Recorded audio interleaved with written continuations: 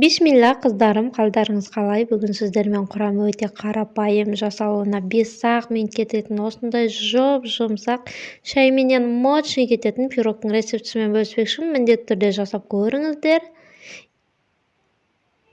Алдымен ыдысыбызга 3 жумурткамызды салып аламыз. Үстүнө 1 кесе кантымызды салып, массасынан 2-3 эсе улгайганча осулай миксерлейбиз.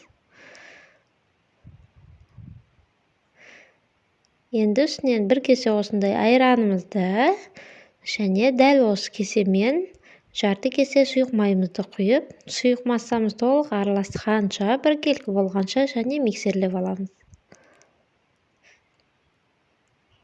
Бул пирогга эң жакшысы таразынын мөлдем кажети жок. Осындай кесемен өлчөп сала беребиз.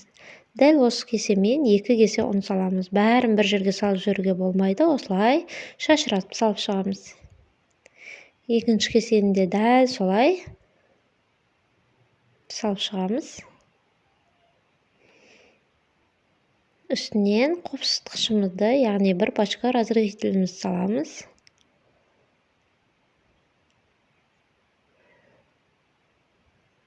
Және миксермен аралаштырып аламыз. Бирден миксерди кошууга болмойт, себеби un шашырап, барлык жерди бүлдүрүүгү мүмкүн.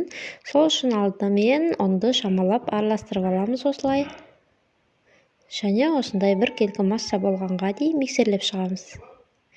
Міне биздин тестомуз дайын, каймак сыяктуу өтө күчтүү чыгат. Майланган тапага салып пиширип аламыз. Менин тапамдын диаметри 23. Алдын ала кыздырылган печте 180 градуста 45-50 минуттай пиширип аламыз. Міндетті түрдө пишкен кезде 1 рет зубочисткамен текшерип көрүңүз. Міне достар, биздин пирогубуз дайын. Сиздермен болгон Жанар. Эгер видео унаса, Жанарды тагып этүүнү унутпаңыздар. Назарларыңызга рахмет.